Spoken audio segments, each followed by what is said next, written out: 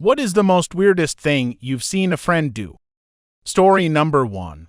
My ex, I was 18, had a friend stay over. After we all got high and watched a movie, my girlfriend, insisted that I sleep on the couch so that they could share the bed. Sure, no problem, I'm going to keep smoking anyway. I don't know how much later it was, but I heard a weird noise and I couldn't tell if it was the TV or not. I muted the TV and waited, and then I heard a muffled moan. I'm thinking, not possible, but then I heard another, much clearer moan. I got up, went to the bedroom, opened the door, and there was my girlfriend, naked with her thighs wrapped around her friend's head. I stood there for what seemed like an eternity, trying to process what I'm seeing, when her friend, without even lifting her head, tells me to shut the fucking door. I closed the door and bailed from the apartment. As I was backing out of the driveway, the ex came running out, still naked, yelling that her friend agreed to a threesome. I left anyway. I went to a friend's house, told the story. They called me a bitch and told me to go back there and fuck them both, but it just didn't feel right. Like, I didn't catch her getting railed by some dude, but she was definitely cheating on me. Story number 2. A girl was falling down drunk, totally out of it. No drinks spiked. She had been doing a crazy amount of shots without knowing they were double shots. This one friend of mine insisted on taking her home by himself. Me and 3 of other people in the group insisted more strongly to come along and help her home the whole way back. He kept trying to assure us that he had things under control and didn't need our help, and it became clearer and clearer he was planning on her. We aggressively told him to knock it off and got her home. First, he tried to insist he should stay with her to make sure she's okay, which we vetoed. Then we caught him trying to get her keys out of her purse so he could come back inside. When that happened, we'd had enough and things got rough. We didn't beat him up, but we very forcefully got him out of her student residence building. He was in bad shape, so we found a friend of hers from down the hall who agreed to come over and look after her. We were worried she might throw up in her sleep or something. Later on that night, he got caught pounding on her dorm room door by the same friend after he managed to sneak back into the building by following someone else when they came in.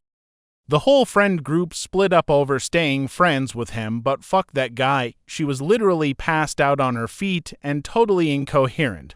Story number 3. I met a girl in college who got weirdly attached to me extremely fast. I'm female, called me her best friend, wanted to go everywhere with me, etc., which made me uncomfortable. But I knew I can be slow to warm, so I let it go. I introduced her to my friend group and invited her to house parties. She was super outgoing, so she was well liked and popular among my inner circle. She would say weird things that in retrospect were said to knock me down. For instance, she was tall and I'm short, about 5'2" on a good day. She would play Randy Newman's Short People whenever we rode in the car together and laughed her ass off. For those who don't know, the biggest line in song is, "Short people got no reason to live." It honestly didn't really bug me, but it was pretty bizarre. Anyway, we were in a pretty small class of about 10 people together, and she became obsessed with a guy in our class who was maybe about 5 years older than us. He was really quiet and shy, and overall seemed like a nice dude. She would talk about how much she wanted to fuck him, how she could get him in bed, etc. She would talk about him incessantly, and one day excitedly, about how she realized they lived in adjacent apartment complexes and realized they had learned his bus schedule. So she started taking the same bus as him. Note, she came from a very well-off family and had a nice car with an expensive on-campus parking pass, so she had no reason to take the bus. After about a month of this, and her talking to me about how she was basically stalking this poor guy, she tells me he's a horrible perv. So what happened? She spent weeks slowly moving in on him until she invited him back to her apartment to hang out. Well, when they got to her apartment, she got really hot and decided to take off her hoodie. Totally forgot she didn't have a shirt underneath, so while she was standing there only in her bra, he tried to kiss her, which apparently was really disgusting of him for some reason. Yeah, if the story sounds like bullshit, it's because it is. I talked her down from reporting this story to our college, and she clearly wanted him to be punished. Later, she drunkenly told me before these events he had asked her if I was single because he thought I was really cute and it really upset her. When she first told me the story of him being a perv, I was so confused because she had been telling me for months, explicitly, how much she wanted to fuck this man, and when he made a move, she made him sound like a r***st. She was pissed because he expressed interest in me, and she wanted to make him pay. When I realized what was going on, I told my friends I would no longer be allowing her to my house parties. My roommates and I lived in a party house. We had one probably every other week. I got a shit ton of blowback and called dramatic because she was well liked, but fuck that shit. She eventually stopped getting invited to parties because she would actively try to sleep with girls' boyfriends.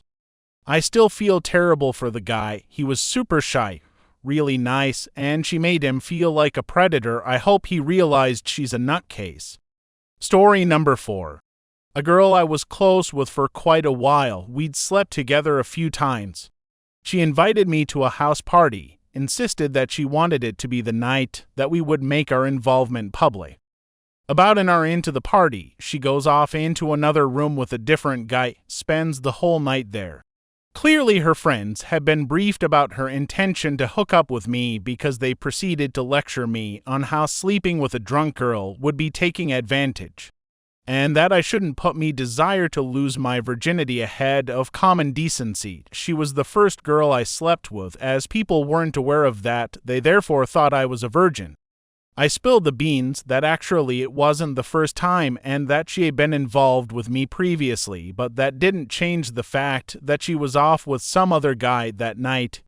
So instead of my original plan of spending the next day with her, I canceled my leave and went into work. Not the best idea considering I hardly slept out of sheer frustration. After work I received a call. It turned out that my actions had sparked a huge argument and the girl was mad at me for telling her friends and ruining our little secret. Should have taken that as enough of a warning sign to end things entirely, but I was stupid and stayed around her for years after that. Story number 5. In college, I set up my female best friend with my male best friend. They really hit it off, and she would make the 2-hour drive from her school to mine to visit him every other weekend. They slept together probably around 20 times. This is about to be relevant, I promise. Well, one day we were on the phone and she was telling me some spicy details about her last encounter with him and how much better it always feels without a condom. My male friend is an extremely anxious person, so I asked her how he was okay, not using protection with her having genital herpes. She said, "Oh, I guess I forgot to tell him." I stopped in my tracks and asked how she forgot to mention that detail in any of their hookups and demanded she call him immediately to come clean and tell him to get tested. Her response, "Oh, but that's embarrassing. Somehow my other friend didn't contract herpes, but that ended my 18-year-long friendship with her immediately."